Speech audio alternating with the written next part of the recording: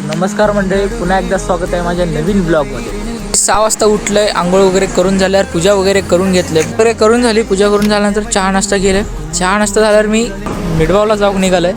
मिडगावला गेल्यानंतर दैबाव गावातील मंदिर मादेश्वर मंदिरात पाय पडले बाहेरसून।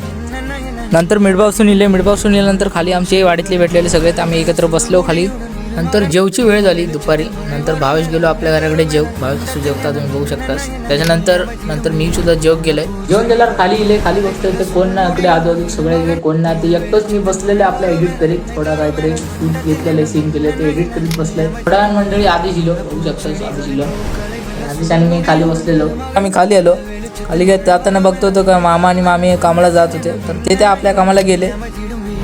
तर मंडळी आम्ही आता चाललो दुकानावरती। त्यांना सगळ्यांना भूक लागली आहे त्यामुळे सगळे आम्ही चाललो एकत्र दुकानात। तुम्ही बघू शकता तरी पर आमच्या आधी जेवण खाऊक बसलेली। तर मंडळी आम्ही दुकानावर गेलो तर भावेशला त्याच्या आवडीचं मिळालं पण आम्हाला आमच्या आवडीचं मिळालं नाही।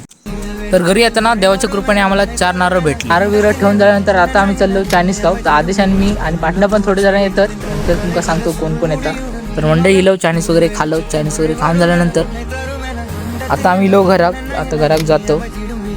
तर मंडळी आजचा ब्लॉग होता। तर तुमचा ब्लॉग आवडला असेल तर कमेंट करून नक्की सांगा। व्हिडिओ आवडल्यास लाईक करा आणि चॅनलवर जर नवीन असेल तर फॉलो करायला विसरू नका। तर बाकी व्हिडिओ उद्याच्या ब्लॉगमध्ये तोपर्यंत धन्यवाद।